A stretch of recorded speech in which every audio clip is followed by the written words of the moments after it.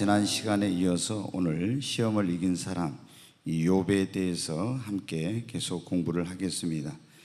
이제 이 욥이라는 사람은 지난 시간에 말씀을 드렸는데 족장시대 아브라함과 거의 동시대에 이런 사람이었다 하는 것을 말씀을 드렸습니다. 그래서 아브라함과 이삭과 야곱으로 이어지는 그거를 공부를 해야 되는데 이제 이걸 쭉 어떤 시대별 하나님의 경륜을 따라서 하기 때문에 욥을 먼저 하고 그 다음에 이제 이삭, 야곱, 요셉으로 이어지는 이런 어떤 하나님의 경륜과 구속사를 하려고 합니다.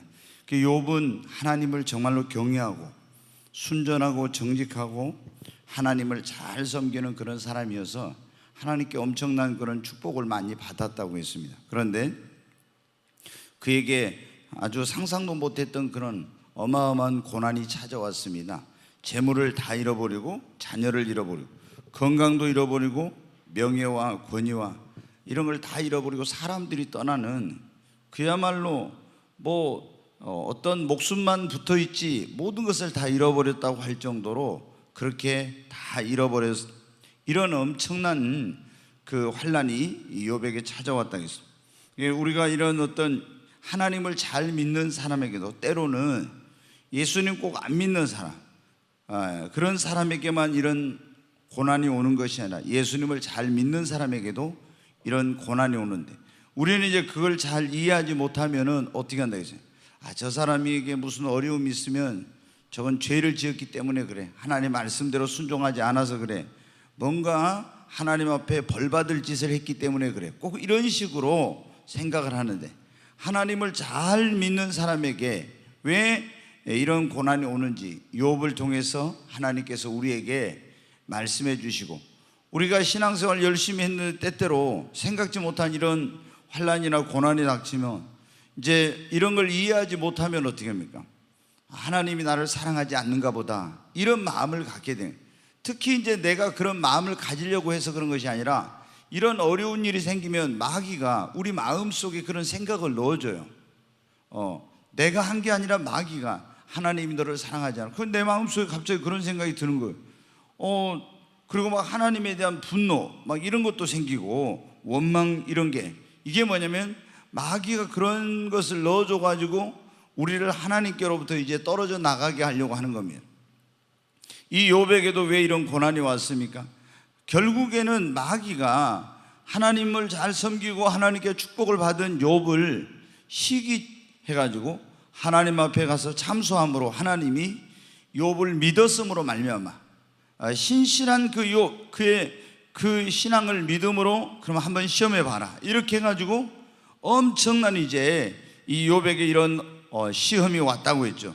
그런데 또 이런 과정을 통해서 하나님은 욥을 지금도 하나님을 잘 섬기고 있고 또 믿음이 좋지만은 이 연단을 통해서 더 믿음을 키우고 하나님이 또 더 온전한 사람으로 빚어서 시험 후에 더 큰 축복을 주고 또 후세 사람들에게 본이 되게 하려고 이런 고난을 허락하셨다 하는 걸 말씀을 드렸어요.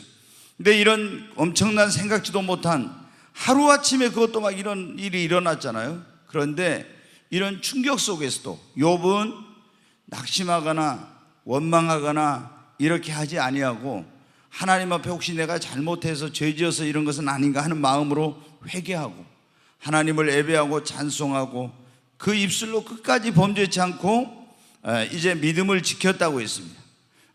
그러나 이제 욥의 아내는 이런 상황 가운데 이걸 이기지 못하고 남편에게 위로와 또 같이 기도하자든가 이러면 좋은데 그렇지 않고 나는 그런 하나님 안 믿는다, 하나님을 당신도 저주하고 죽으라 하면서 나가버렸다 했잖아요.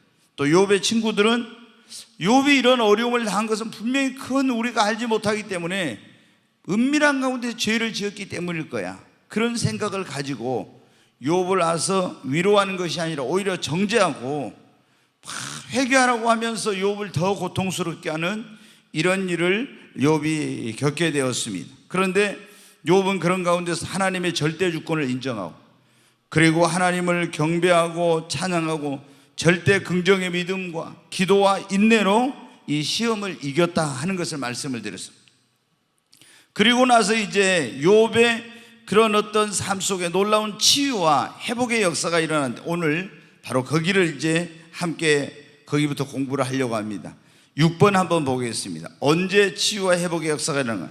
욥이 지금 막 가정이 다 풍비박산이 됐잖아요. 사업도 다 완전히 하루아침에 이제 망하게 되었잖아요. 건강도 잃어버렸잖아요. 인간관계도 다 깨져버렸잖아요.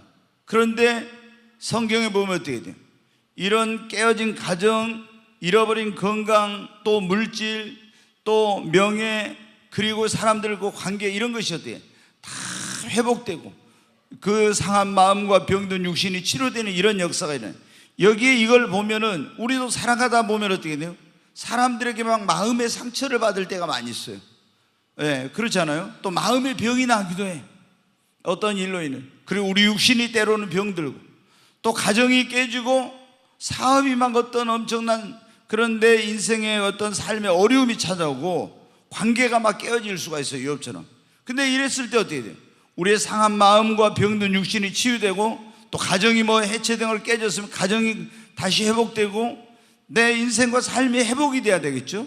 그런데 여기에 보면 어떻게 할 때 우리에게 치유와 회복의 역사가 일어나는지 이거를 말씀해 주시고 있습니다. 네, 어떻게 할 때 치유와, 이 언제 치유와 회복의 역사가 일어납니까?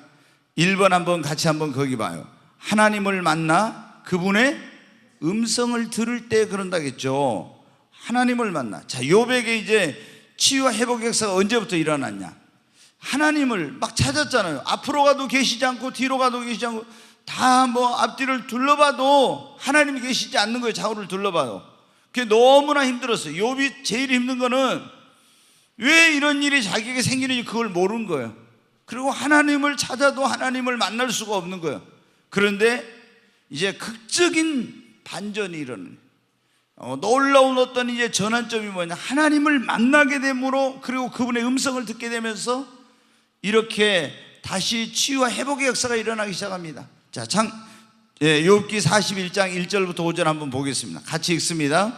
욥이 여호와께 대답하여 이르되 주께서는 못하실 일이 없사오며 무슨 계획이든지 못 이루실 것이 없는 줄 아오니 무지한 말로 이치를 가는 자가 누구니까? 나는 깨닫지 못한 일을 말하였고 스스로 알 수도 없고 헤아리기도 어려운 일을 말하였나이다. 내가 말하겠사오니 주는 들으시고 내가 주께 묻겠사오니 주여 내게 알게 하옵소서. 내가 주께 대하여 귀로 듣기만 하였사오나 이제는 눈으로 주를 배웁나이다. 여기 보면 이제 내가 전에는 귀로 주님에 대해 듣기만 했는데 이제는 눈으로 주님을 뭐 한다고요? 배웠다고. 주님을 이제 만나고, 여기서 하나님을 만나고 욥이 하나님의 음성을 듣게 됩니다. 그러면서부터, 그때서부터 어떻게 돼요? 그 삶에 놀라운 그런 반전이 일어나요. 치유와 회복의 역사가 그때부터 일어나는 거예요. 여러분, 우리가 언제 우리의 삶의 치유와 회복의 역사가 일어나면 그분 앞에 나와서 하나님을 만나고 그분의 음성을 들을 때 이런 역사가 이제 일어나기 시작하는 겁니다. 성경에 보면 여러분 어떻게 돼요? 네, 뭐 구약에는 여호와고 신약에는 예수님이죠. 근데 우리가 성경에 보면 하나님께서는 그분의 말씀을 보내서 우리를 치료하신다고 그랬잖아요. 그분의 말씀을 보내서. 그래서 우리가 하나님을 만나고 이 하나님의 음성을 듣게 될 때, 그러니까 여러분 어떻게 됩니까? 우리가 어떤 이런 힘들고 어려운 순간에 이 성경을 읽는 게 굉장히 중요한 거예요.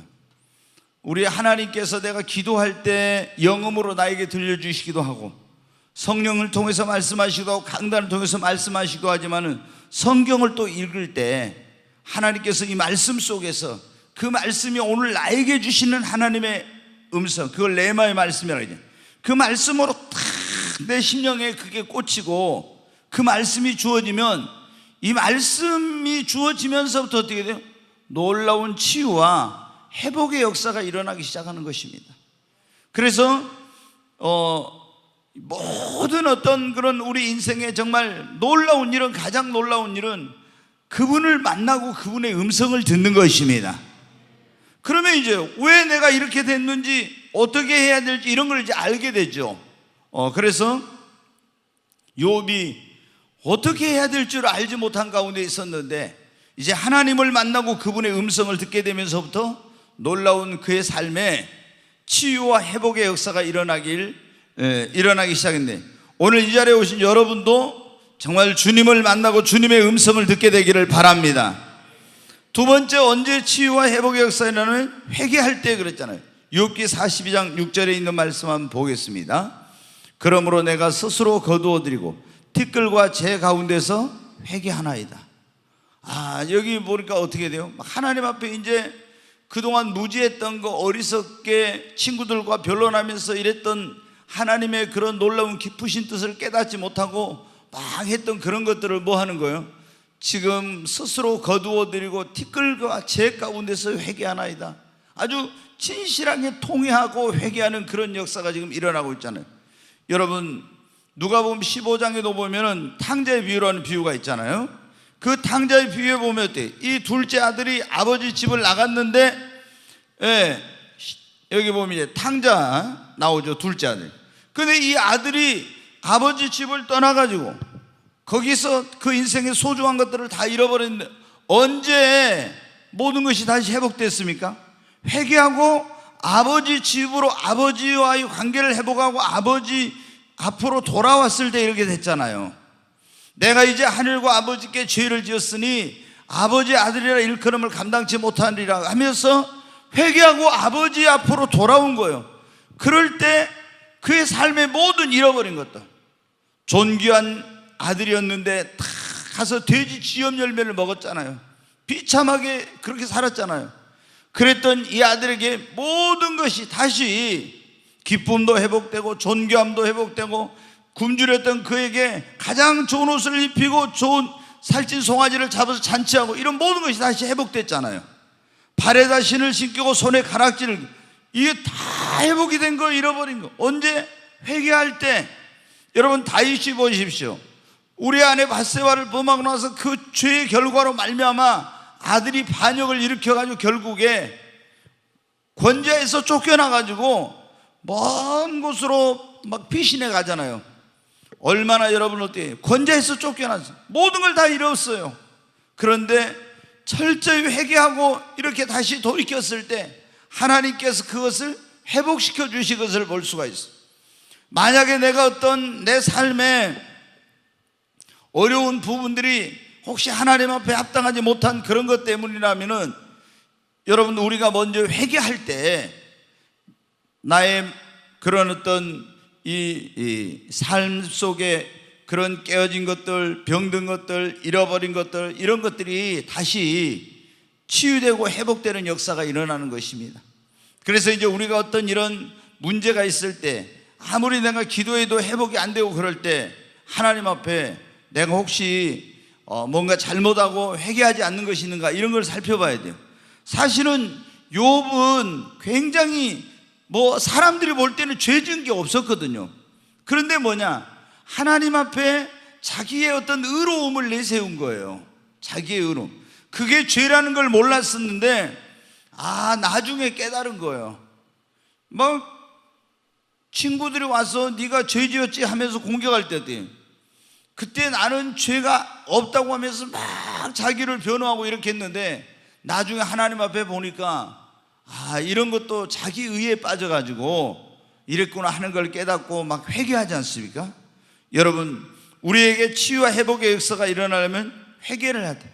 나의 무지함과 죄와 잘못된 거, 하나님의 뜻대로 살지 못한 거, 이런 것들을 이제 회개할 때 내가 사랑하지 못했던 거, 내가 정말 다른 사람들을 섬기지 못했던 거, 꼭 누구를 어떻게 해롭게 하고 이것만이 아니라 성령께서 이제 조명해 주시면 이런 내가 잘못 있었구나 하고 돌이키고 회개하면 그때부터 어떻게 돼요? 모든 치유와 회복의 역사가 더 신속하게 이루어진 겁니다. 어떤 사람은 아무리 회복시켜달라고 기도해도 회복이 안 돼. 왜? 이런 어떤 회복을 가로막는 장애물이 있기 때문에 그런 거예요. 우리가 회개할 때 그 장애물이 거두어지고 회복의 역사가 신속하게 이루어지는 겁니다. 우리가 이사야서 58장에 보면 제가 몇 개월 전에 그런 말씀을 드렸는데 이스라엘 백성들이 너무 고통스러운 가운데 있었는데 막 기도해도 회복이 안 됐어요. 그게 왜 그러냐? 막 하나님께 기도하면서도 다른 사람들을 억압하고 고통을 주고 비난하고 막 이런 짓을 하니까 회복이 안 됐어요. 너희가 그런 다른 사람들을 고통스럽게 하고 또 비판하고 막 세속적인 걸 쫓던 그런 걸 회개하면은 내가 너희에게 치유와 회복을 급속하게 행하겠다고 말씀하셨잖아요. 네. 그 다음에 이제 언제 치유와 회복의 역사가 일어나는? 네, 용서할 때 그랬는데 이 욥이 자기 친구들을 어떻게 했어요? 엄청나게 자기 힘들 때 와서 막 자기를 비난하고 공격하고 이랬으니까 어떻게 돼요? 얼마나 힘들었습니까? 진짜 지금 자식 다 죽고 물질 다 잃어버리고 건강도 잃어버리고 아내도 떠나고 이런 가운데서 위로해줘도 이게 정말 어떻게 그걸 견디기 그래도 힘들 건데, 그런 엄청난 고통 가운데 있는 욥에게 와서 막 비난을 퍼붓고 공격하니까 얼마나 여러분이 힘들었겠어요? 상처가 얼마나 컸겠어요? 그것도 안 믿는 사람들이 그런 것이 아니라 믿음 좋다는 친구들이 와가지고 막 그렇게 할 때 정말 견디기 힘들었을 거예요. 그러잖아요. 여러분에게 어떤 어려움이 있는데 와가지고 권사님 제가 기도할게요, 집사님 제가 기도하고 있습니다 이러면 되는데, 막 옆에 들어보니까 뭐 여기 지금 주변에 다니면서만 해도 그런데 직접적으로 권사님이 그런 집안에 어려운 일 생기고 문제 생긴 것은 하나님 앞에 합당하지 못해서 그런 거야. 막 이런 말은 제가 이제 가끔 그런 얘기하거든요. 가끔 그런 이야기를 들어요. 어떤 기도원에 갔더니 무슨 은사가 있는 그런 분한테 기도원에 갔더니 사업이 안 된 거, 네 자식이 뭐 안 된 거, 뭐 이렇게 일이 안 풀린 거, 이것은 네가 뭐 해서 어쩐다 이러면서 막 그러면서 했다는 거예요. 그러면 여러분 어떻게? 막 이제 또 그런 눈먼 인도자들 그런 데 가가지고 여러분 어떻게? 잘못된 경우도 많아. 왜? 그런 데 가가지고 내가 지금 너무 막 사업적으로 가정적으로 힘들고 어려운데 네가 뭐 이래가지고 한다고 그래서 너 인색한 거 회개하고 하나님의 물질 드려 그러면 어때요? 막 사람들이 빚내다가 있잖아요. 막 하고 이런 일이 일어나는 거예요. 왜? 이게 뭐냐면 이제 너무 내가 절박하니까. 근데 굉장히 이제 이런 걸 이용하는 나쁜 사람들이 있어요. 그 투시 은사를 가지고 그렇게 딱 이 집에 무슨 문제가 있구나 이거 알아가지고. 예, 여러분 어때요? 우리가 여기 보니까 어때요? 욥은 어떻게 돼요? 그 자기에게 엄청난 상처와 고통을 줬던 사람들을 다 어떻게 하냐? 용서해줘. 용서하니까 하나님께서 여러분 어떻게 해요? 다 빨리 여러분 어떻게 친구들 그렇게 자기를 비난하고 욕했던 친구들, 상처를 줬던 친구들을 용서해. 그러니까 하나님께서 어떻게 그 가정과 사업과 이런 모든 관계들을 다 건강도구로 빨리 하나님께서 회복을 시켜주세요. 여러분, 우리가 이렇게 나에게 상처, 아픔을 준 사람을 용서한다는 게 굉장히 힘들죠. 그렇잖아요. 아니 그 사람이 나한테 막 그렇게 비난하고 공격하고 이런 막 했는데 내가 상처를 너무너무 많이 받았는데 쉽게 용서가 됩니까? 안 돼요, 여러분. 잘. 근데 주님은 뭐라고 했어요? 내가 너희를 용서한 같이 너희도 너희에게 잘못한 사람을 용서해 주라 했잖아요. 그리고 뭐라고 기도하라고 했어요? 주님이 주기도문에 기도의 모범에 그랬잖아요. 우리가 우리에게 잘못한 사람을 용서해 준 것처럼 우리 죄를 용서해 달라고 이렇게 기도하라고 했잖아요. 그러면 여러분 보세요. 저는 보면 예수님 믿는 사람들 가운데 너는 절대 용서 못해 이런 사람이 있어요. 그럼 하나님 앞에 가서 여러분이 잘못했을 때 용서해 달라면 여러분 죄 용서 못 받아요. 주님이 그랬잖아요. 네가 나한테 와서 네 잘못과 이런 걸 용서받으려면 네가 먼저 너에게 잘못한 사람을 용서하고 와서 나에게 용서해 달라게라. 그건 뭐라고요? 우리가 우리에게 죄 지은 자를 용서해 준 것 같이 내 죄를 용서해 달라고 그렇게 하라 했잖아요. 그런데 내가 용서 안 하고 하나님 앞에 가면 뭐라고요? 야, 네가 먼저 용서하고 와. 그래야 네가 중심으로 네 형제를, 네 이웃을 용서하고 오면 내가 용서해 주겠다 이런 거예요. 여러분, 용서라는 게 굉장히 힘들죠. 조금 이렇게 뭐한 게 오는데 막 특히 우리가 어떤 친밀한 관계, 부모와 자식 간의, 부부 간의 관계, 막 이런 형제들 간의 관계, 굉장히 이랬던 아주 가까웠던 사람들에게 상처를 받고 이렇게 하면은 더 용서하기가 어려운 거예요, 그게. 예. 그러나 주님은 여러분 어떻게 돼요? 용서하라고 했잖아요. 그냥 도저히 내 감정으로는 용서할 수 없어. 그렇지만 여러분 어떻게 돼요? 하나님 나에게 원수까지도 사랑하고 용서하고 그 넘어서 축복하라고 했는데 내 의지로 안 됩니다. 안 되면 어때요? 나는 도저히 못해. 이렇게 하면 안 돼요. 하나님 원수까지 사랑하고 용서하고 축복하라 했는데 그 정말 원수도 사랑했던 그 주님의 사랑을, 그런 용서할 수 있는 마음을 내게 부어달라고 이렇게 하고 이제 기도하는 거예요. 그러면 어떻게 돼요? 하나님께서 내 마음속에 도저히 용서할 수 없는 그런 사람도 용서할 수 있는 마음을 내게 부어주세요. 우리가 어떻게 돼요? 누구를 용서하지 못하고 계속 누구 미워하고 분노와 이런 마음속에 미움과 이런 걸 가지고 있으면요, 누가 불행해지냐면 내가 가장 나 자신이 불행해지는 거예요. 나 자신이. 여러분 한번 봐봐요. 계속 누구를 막 그 인간이 나한테 이래서 하고 있어봐요. 그러면 여러분 마음에 병나. 그리고 하나님의 축복을 못 받고 그것 때문에 마귀가 틈을 타게 도 이런 역사가 일어나요. 그러니까 누구를 위해서도 아니라 나 자신을 위해서라도 먼저 우리에게 잘못한 사람들을 용서해야 돼. 그리고 우리가 이런 게 있어요. 용서할 때 어떤 사람은 내 감정으로는 도저히 용서가 안 되는 그런 사람 있죠.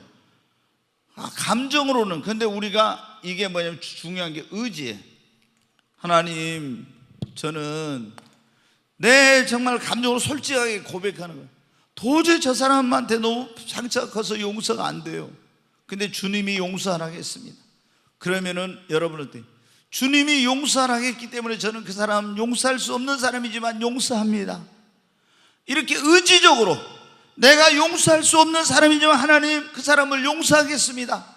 이렇게 하면서 한번 해봐요. 그러면은 이렇게 용서하려면요 너무 힘들죠. 막 눈물이 날 겁니다. 막. 그런데 그렇게 해봐요. 그러면은 내 마음속에 응어리졌던 게 풀어지면서요, 그러면서 이제 다른 관계들이 모든 치유와 회복과 이런 것들이 막 일어나는 거예요. 여러분이 용서하지 못하고 있으면 건강이 빨리 회복 안 돼요. 내 마음속에 누구하고 관계가 깨져가지고 막 상처받는 그것 때문에 미움, 막 분노 이런 걸 가지고 있어요. 그러면 여러분이 무슨 건강 가서 치료한다고 해서 건강이 빨리 회복됩니까? 안 돼요, 여러분. 삶도 회복이 안 돼. 왜? 그게 딱 막혀있어요. 욥은 여러분 어때요? 얼마나 많은 상처 받았습니까? 근데 하나님 앞에 그 친구들을 용서하고 그 친구들을 위해서 기도하잖아요. 그러니까 어떻게 돼요? 하나님이 급속하게 치유와 회복의 역사를 하시기 시작한 거예요. 자, 그 다음에 여러분 어때요? 기도할 때 욥기 42장 10절 말씀 같이 한번 읽습니다. 욥이 그의 친구들을 위하여 기도할 때 여호와께서 욥의 공경을 돌이키시고 여호와께서 욥에게 이전 모두 소유보다 갑절이나 주신지라. 여기 보면 욥이 그의 친구들을 위해서 뭐 했어요? 기도했어. 하나님 우리 친구들 용서해 주세요. 그러면서 하나님 앞에 용서해 달라고, 우리 친구들 용서해 달라고 기도하고, 그리고 이제 우리가 회복이 되려면 어떻게 돼요? 자신의 삶의 그런 치유와 회복을 위해서 기도해야 됩니다. 여기서는 이제 욥이 자기의 고통을 친구들 용서하면서 그들을 위해서 네가 기도해라. 그럼 내가 네 친구들 용서해 주겠다.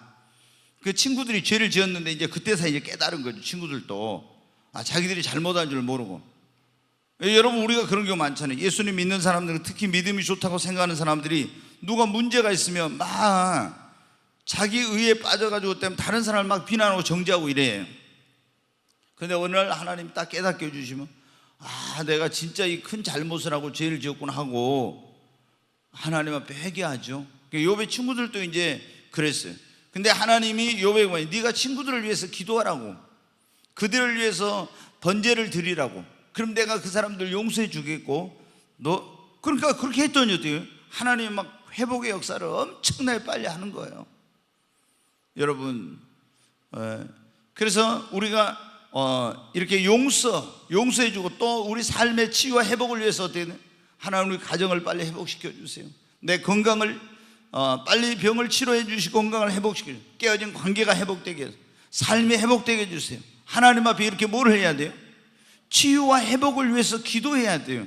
가만히 있으면은 빨리 되는 게 아니에요. 우리가 빨리 하나님, 우리 가정도 회복시켜 주시고 내 상한 마음을 치료해 주시고 내 병든 몸을 고쳐 주시고 깨어진 관계를 회복시켜 주시고 사업도 회복시켜 주시고 내 삶을, 내 인생을 회복시켜 달라고 이렇게 막 기도를 해야죠. 그래야 빨리 회복이 되는 거예요. 그냥 가만히 있으면 여러분 어떻게 회복이 안 돼요, 여러분. 더디어 된다 해도. 자, 그리고 어떻게 할 때 치유와 회복의 역사, 하나님 앞에 예배할 때, 자, 욥기 42장 8절로 9절 한번 보겠습니다. 그런즉 너희는 수소 7과 순양 7을 가지고 내 종 욥에게 가서 너희를 위하여 번제를 드리라. 내 종 욥이 너희를 위하여 기도할 것인즉 내가 그를 기쁘게 받으리니. 여기 보니까 그런즉 너희는 수소 7과 순양 7을 가지고 내 종 욥에게 가서 너희를 위하여 번제를 드리라겠죠. 욥이 이제 뭐를 드려요?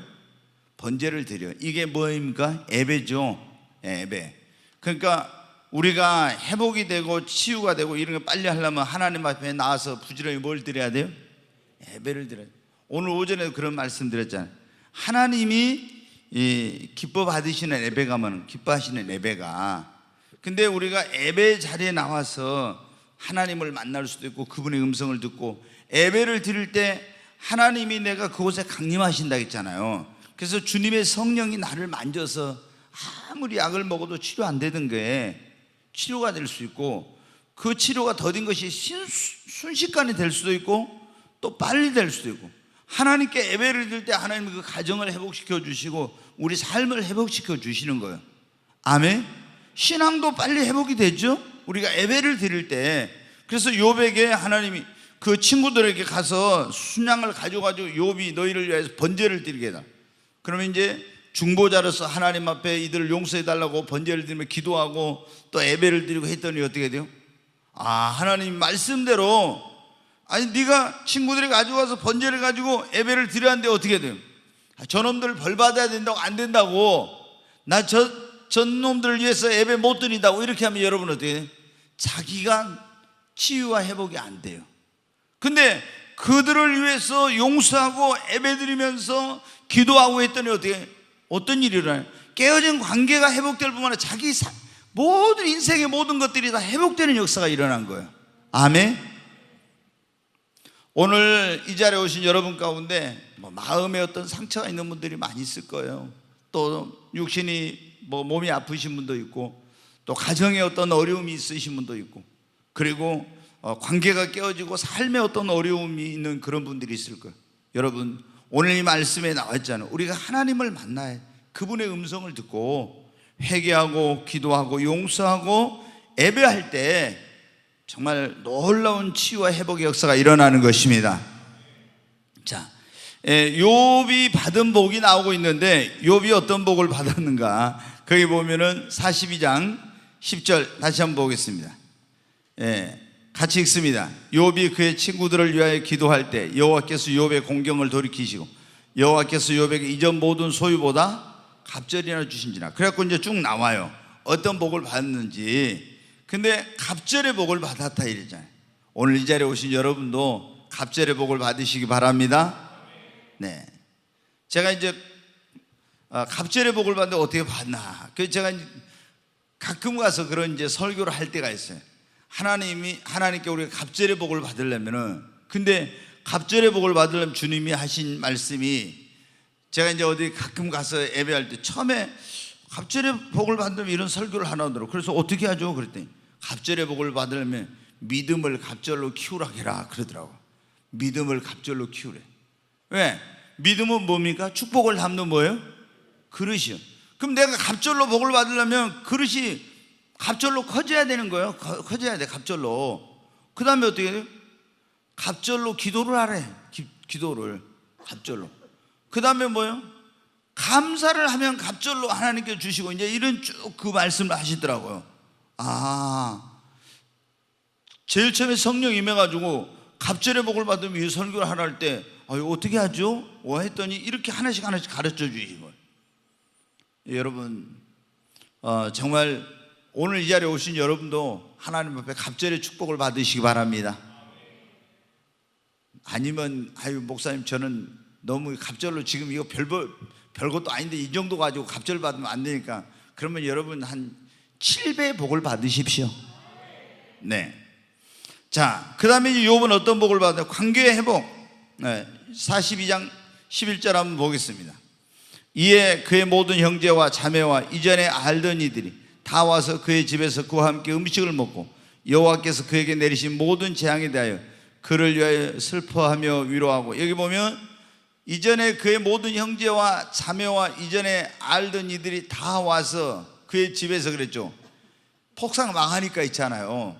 병 들고 망하고 다 이렇게 자식 죽고 하니까 형제들도 그 자기 자매 같은 피를 나는 사람들도 다 외면했어요. 여러분 세상은 그러잖아요. 여러분 그러니까 예수님 믿는 사람들이 어찌든 잘 돼야 돼. 예수님 안 믿는 사람들이 볼 때는 그것만 가지고 판단하거든요. 근데 예수 믿는 사람이 뭐가 막 망하고 뭐 병들고 뭐가 안 되고 해봐요. 성경에 잠언에도 나오죠. 그런 사람 옆에는 다 친구들이 떠나고 전도서에도 나오고 다 떠나.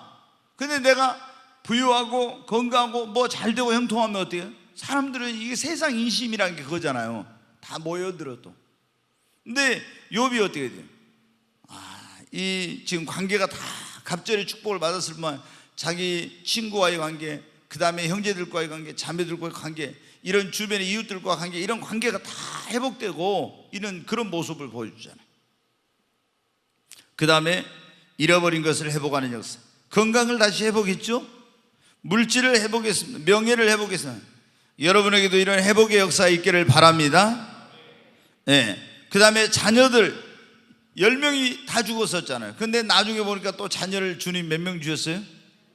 10명을 또 주셨어요. 그래, 어떤 분이 그러더라고요. 자, 뭐 이제 양과 소와 이런 것을 다 이거 죽었던 거, 소, 뭐 나귀 이런 것을 갑절로 이제 소유를 다 빼앗겼던 걸 주셨어요. 그런데 자식은, 이 자녀는 10명 잃어버렸으면 갑절로 주려면 어떻게 해요? 20명 줘야 되는데 10명만 줬잖아요. 그래서 이 죽은 자녀들은 어떻게 돼? 이 짐승은 뭐하지만 다 어디가 있어요? 천국에 가 있으니까. 그래서 이제 어떤 분이 그랬더니 재밌게 이거 표현을 했더라고요. 그래서 자녀들은 이 10명을 준 것이다. 그렇게. 저도 좀 그런 생각이 들어요. 그 다음에 이제 욥은 장수의 복을 받았는데 한번 보겠습니다. 같이 읽습니다. 그 후에 욥이 140년을 살며 아들과 손자 4대를 보았고 욥이 늙어 나이가 차서 죽었더라. 여기 보니까 140년 살면서 지금 우리 100세 시대인데 이제 아브라함이 뭐 175세까지 뭐 이렇게 살고 할 때, 그러니까 이제 그 비슷한, 사라는 이제 더 적게 살고 죽고 이렇게 했죠.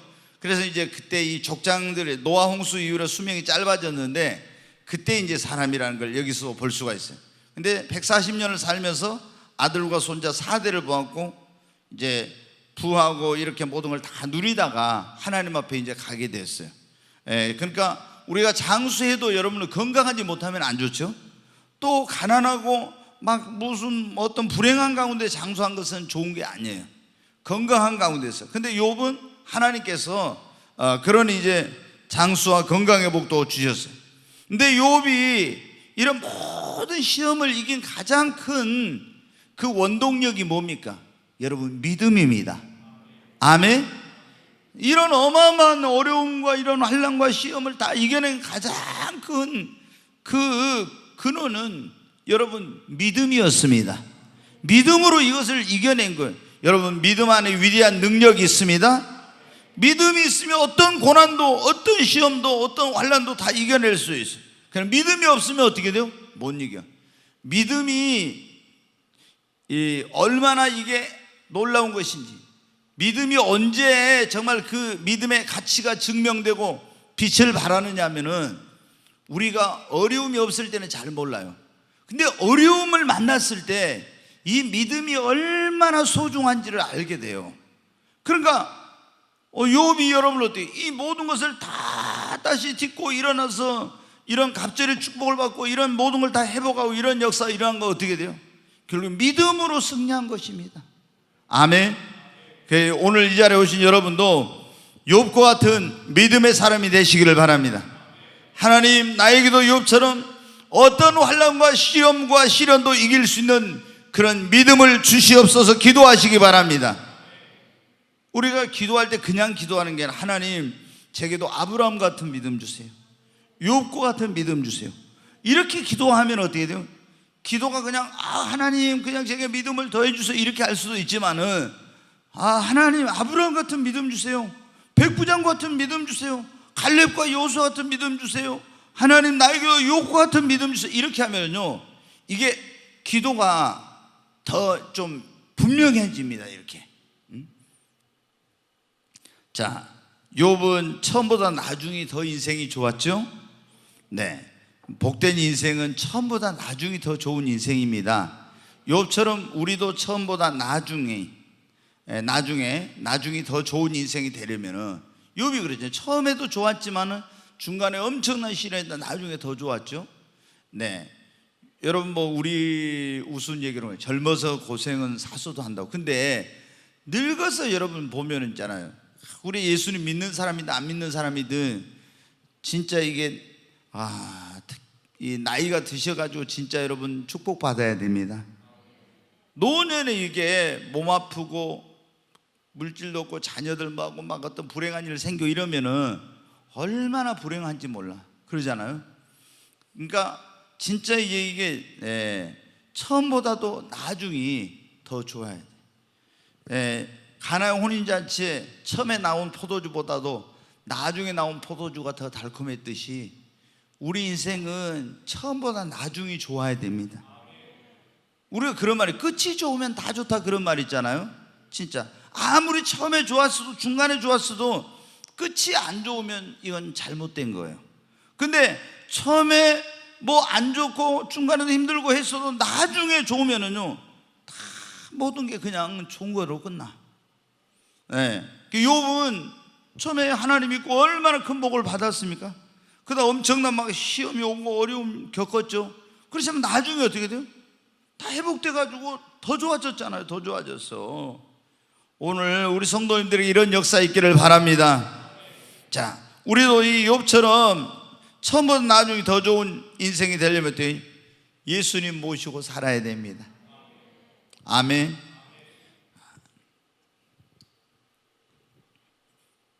제가 누가복음 이 요한복음에 보면 2장에 가나의 혼인잔치 거기 나오죠. 예수님이 그 어머니 마리아와 제자들과 함께 혼례에 초청을 받아갔어요.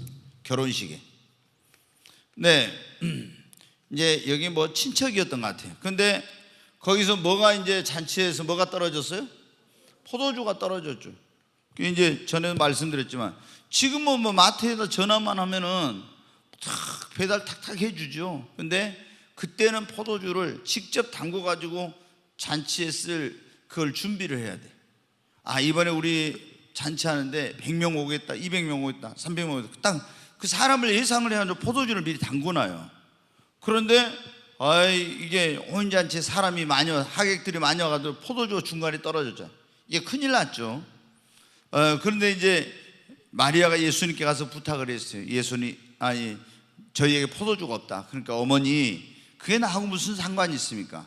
근데 예수님의 육신의 어머니 마리아가 뭐라고 하인들을 불러가지고 예수께서 너에게 무슨 말씀을 하시는데 그대로 하라. 그래서 이 예수님이 아직 내 때가 이르지 않았다고 했는데 그 마리아의 믿음을 보시고 하인들이 그러면 너희들 가서 우물에 가서 물을 길러다가 이 돌 항아리 6에 유대인들은 결례가 있네. 그게 뭐냐, 반드시 음식을 먹기 전에 손발을 씻고 먹는데 이게 정결의식의 그 결례예요.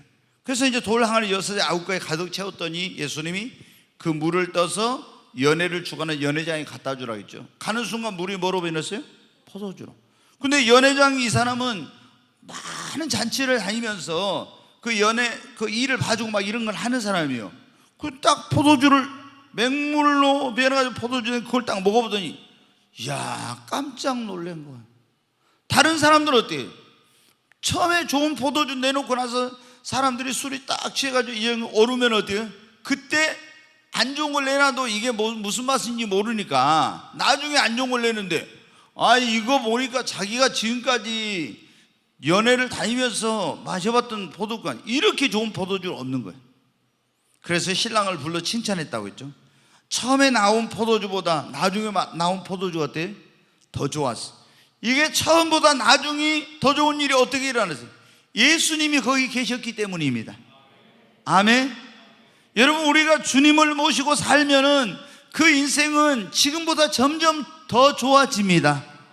뭐 중간에 어려움이 있을 수도 있지만은 주님과 변함없이 동행하는 사람은 그 인생은 끝이 좋아요. 아멘. 그 가정도 마찬가지예요. 그러니까 예수님을 모시고 신앙생활을 했는데 끝이 안 좋았다. 그 사람은요, 뭔가 신앙생활을 제대로 한 게 아니야. 진짜로 예수님을 믿고 바르게 신앙생활 한 사람은요, 다 그 가정이 행복한 가정으로 변화되고 그 삶이 처음부터 나중에 좋아지는 그런 역사가 일어나요. 그래서 여러분이 정말 구약으로 한다면 뭡니까? 욥이 하나님을 그 가정에 모신 거예요. 신약에는 우리는 뭐예요? 예수님을 내 마음과 내 인생과 우리 가정과 삶에 예수님을 모시고 함께하는 것입니다. 하나님이 그 가정에 들어가면 어떻게 돼요?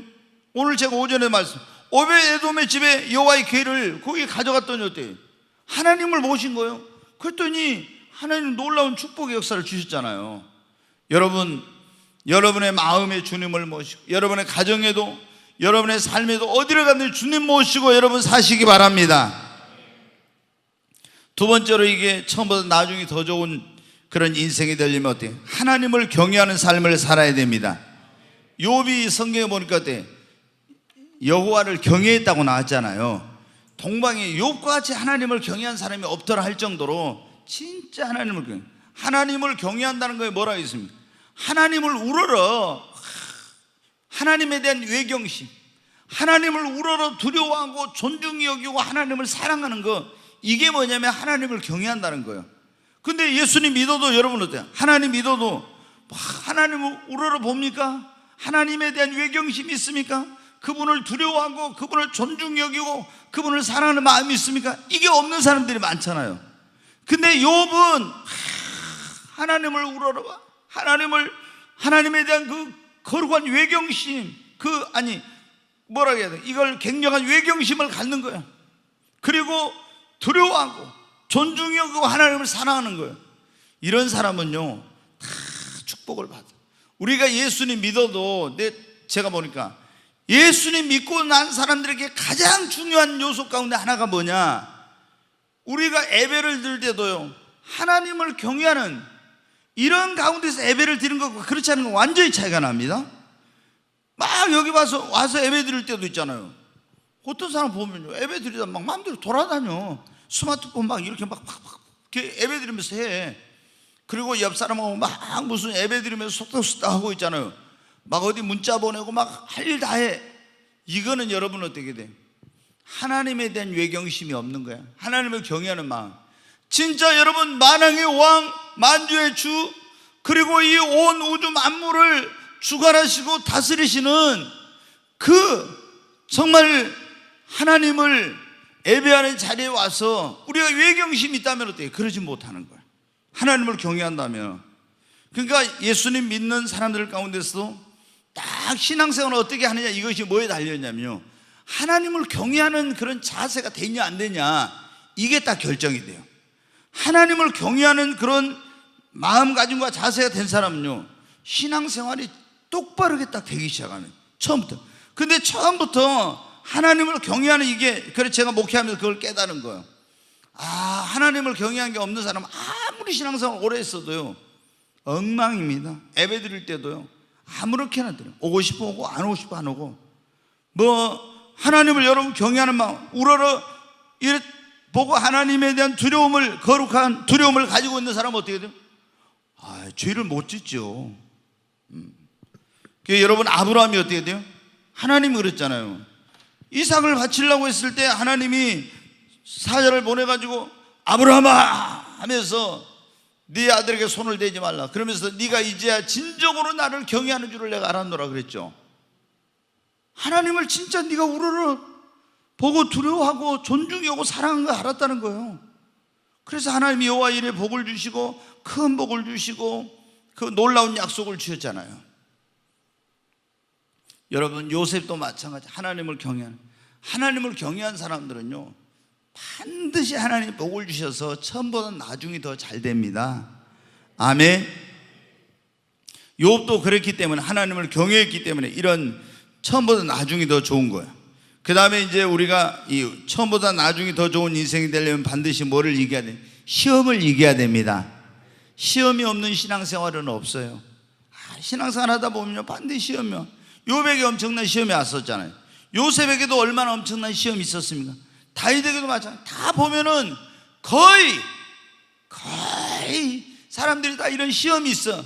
근데 이 시험을 왔을 때 이걸 극복하지 못하고 거기서 주저앉아 버리고 하나님 원망하고 이래버리면은 나중에 더 큰 축복을 못 받아. 이런 시련과 환난과 시험이 왔을 때 그거를 욥처럼 이겨내면은요, 반드시 그 인생은 처음보다 나중이 좋아집니다. 아멘.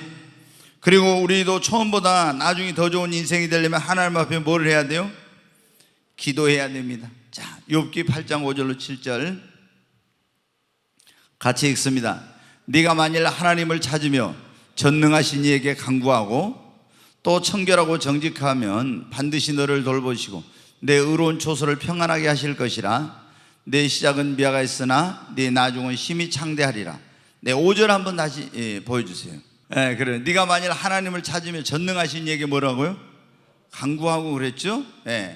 네가 하나님을 찾고 전능하신 이에게 간구하고 기도하는 거야.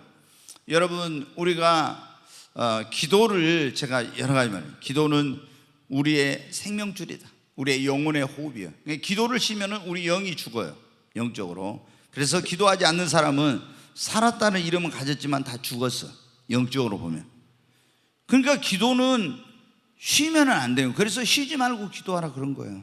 왜? 쉬지 말고 기도해야지. 기도를 쉬면 영이 죽어 먼저. 그 다음에 시험이 오면 못 이기고 이러요. 그런데 기도는 또 제가 이제 그런 말을, 이거는 이제 제가 사람들에게 탁 이렇게 기억되기 위해서, 기도는 생명줄이며 기도는 우리 영혼의 호흡이며 이렇게 하지만, 또 기도는 뭐 우리가 뭐 문제를 해결하는 우리 인생이 뭐라고요? 마스터키라고. 모든 문제를 해결하는 열쇠예요.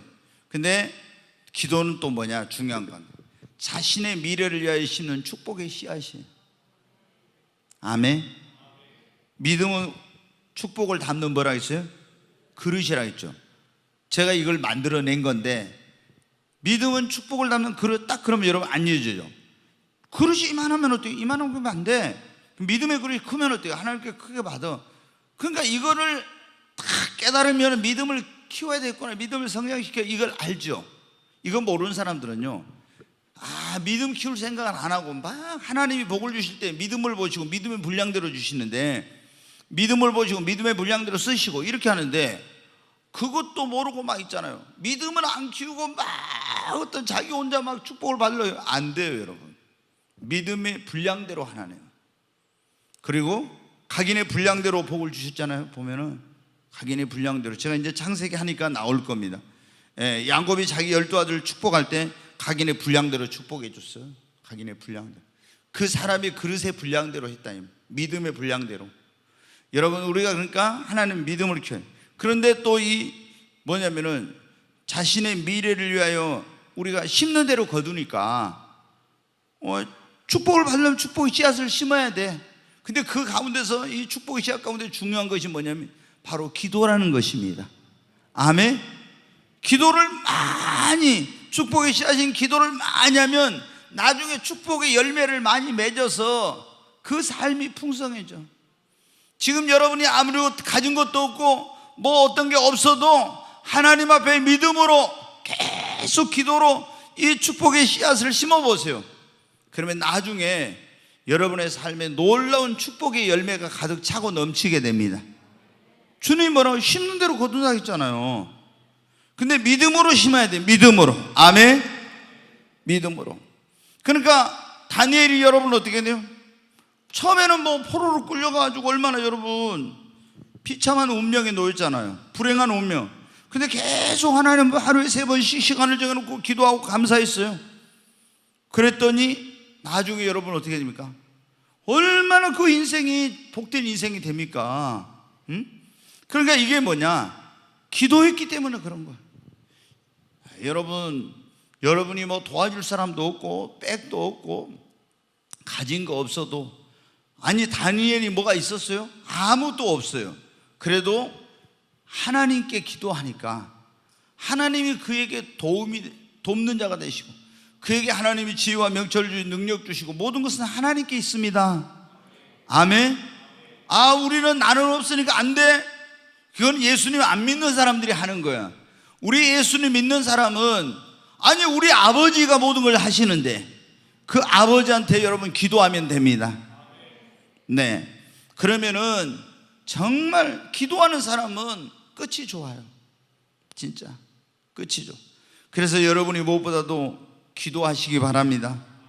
정말 저는 이렇게 다니엘에 대해서도 연구를 많이 했어요. 어떻게 이렇게 하나님이 다니엘에게는 축복을 주셨을까? 나는 어떻게 다니엘처럼 나도 하나님께 쓰임받으면 축복을 받아. 보니까 어떻게 다니엘은 무엇보다 기도의 사람, 항상 감사하잖아요.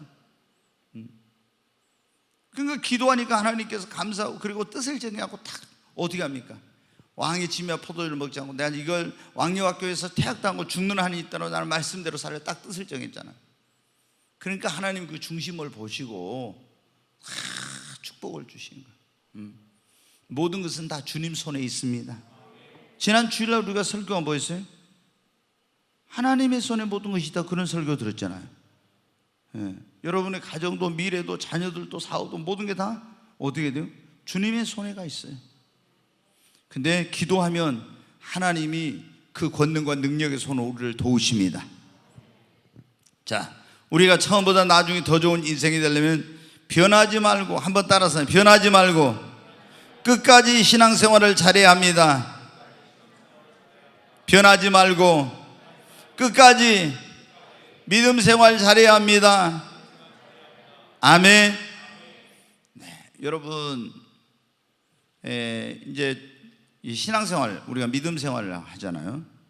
믿고 하나님을 바라본 게 신앙생활인데, 근데 여러분 어때요? 우리가 이 신앙생활을 하면서 더 주님을 사랑하고 갈수록 좋아져야 되는데, 어떻게 좀 이제 중간에 하나님 축복 주시고 이러면은, 아니면 또 세상에 막 유혹이 오거나 이런 거 오면은 그걸 못 이겨가지고 여러분은 끝까지 신앙생활을 못한 사람들이 있어. 그러면 여러분 어떻게 됩니까? 끝이 안 좋아. 끝이.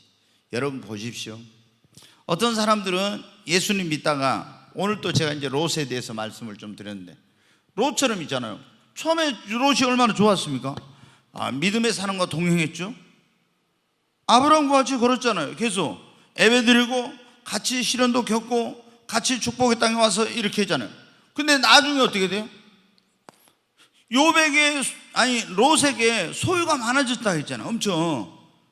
근데 그때 어떻게 해요? 더 욕심을 부리고 하나님께 더 예배하고 집중할 수 있는 이런 선택을 해야 되는데, 그러지 않고 어떻게 해요? 육신적으로 더 세상의 성공, 더 어떤 이런 걸 추구해가지고 어떻게 합니까? 예배 없는 자리로 내려간 거예요. 그 땅으로 가. 그러니까 결국에 어떻게 돼요? 오늘 또 오전에 말씀드렸지만 예배에 실패하면 모든 거 실패하는 거예요. 나오미도 예배 없는 모압 땅으로 가지고 남편 잃고 두 자식 다 잃었잖아요. 그래서 다시 베들레헴으로 돌아와가지고 이제 회복이 됐잖아요. 여러분 어떻게? 롯도 여러분 어떻게 돼요? 그 축복의 자리에서 예배 없는 곳으로 세상적인 성공과 더 큰 축복을 바라보면서 갔다가 여러분 어떻게? 그게 내리막길이야. 끝이 안 좋아 버렸잖아요. 끝이. 그러니까 끝까지 신앙생활을 잘해야 되는데, 조금 축복받고 이러면 어떤 사람은 교만해가지고 있잖아요. 막 어려울 때는 그렇게 와서 기도하고 새벽 기도하고 이랬던 사람이 있잖아요. 문제 해결이 딱 되면 또 안 나오고. 그럼 저는 그래요. 또 저 사람은 어떻게 꼭 또 주님이 나오게 하려면 또 문제를 줘야 되나? 그러면 안 되겠잖아요. 문제 해결해 주니까 안 나오면 어떻게 해요? 또 문제를 보내야 되냐. 그리고 이제 어떤 사람은 그래. 이제 딱 이게 해결되니까 안 나오다가 있잖아. 또 문제 있으면 있잖아. 갑자기 또 나타나. 그럼 무슨 일이 생겼는가 보다. 이제 사람들이 막 그런 생각하죠. 아, 저 집에 또 무슨 일이 생겼구나. 아니, 그러면 또 하나님은 얼마나 그분이 사랑이 많으시고 긍휼이 많으신지, 이놈아 네가 지난번에 내가 해결해 주니까 네 이제 와서 또 그런 짓 해? 그러면서 이제 안 돼 이렇게 하지 않고 어떻게 돼요? 막 하나님 도와주세요 하면 또 하나님 해결해 주세요. 그러면 어떻게 돼요? 더 잘 섬겼는데 또 어느 날 보니까 바람같이 사라지고 안 보여. 여러분, 이러면 안 돼. 근데 그런 사람은 결국에 어떻게 돼? 끝이 안 좋아. 끝이. 그래서 여러분 어떻게 한결같이 변함없이 주님을 사랑해야 됩니다. 성경에 보면 그래서 변함없이 하나님을 사랑하는 모든 자에게 은혜가 있을지어다 그랬잖아요. 변함없이. 그런 사람은 어떻게 돼요? 지금 힘들고 어려워도 다 이거 참고 변함없이 신앙생활 하면요, 하나님께서 나중에 복을 주십니다. 아멘. 네, 우리가 정말 이 욥에 대해서 이제 이거 이제 지금 여러분 가운데 이제 뭐 신앙생활 오래 하신 분들은 욥에 대한 설교를 많이 듣고 했으니까 괜찮겠지만, 우리 젊은 사람들은 이 욥에 대해서 잘 몰랐는데, 이 지금 지난 시간하고 이번 2시간 하면서 어떻게 돼요? 여기 한정희가 욥에 대한 것을 요약해 가지고 있는데, 이걸 딱 이제 듣고 욥기를 읽으면은 이렇구나 하고 성경이 이제 이해가 되고 더 열리는 그런 역사가 일어나요. 여러분, 정말 원하기는 욥과 같은 그런 일 당하면 너무 힘드니까 정말 하나님께서 이거 이제 욥을 신뢰하고 또 우리를 나중에 이제 이렇게 하나님이 다 회복시켜 주신다 이런 걸 보여주시고 하려고 했지만은 여러분 어떻게, 우리가 다 신앙생활 하면서 크고 작은 시련과 시험과 이런 환난이 옵니다. 여러분, 욥과 같이 이렇게 크게 겪는 사람은 그렇게 많지 않아. 때로는 이제 전쟁으로 인해 가지고 막 이런 엄청난 욥과 같은 이런 경우를 겪는 경우도 종종 있기는 있어요. 뭐 그렇지만은 이렇게 흔하지는 않는 거예요. 막 나라가 망한다든가 이러면은 막 유대인들 가운데서도 막 포로로 끌려가고 눈이 뽑히고 막 자녀로 잡혀가고 막 이런 일들 막 있잖아요. 그런데 정말로 이런 이 어떤 시험과 어떤 환난과 어떤 어려움이 와도 우리 정말 이 욥처럼 늘 하나님을 모시고 경외하고 시험을 이기고 기도하고 변하지 않고 신앙생활하면 반드시 처음보다 나중이 더 잘 될 줄로 믿습니다. 아멘.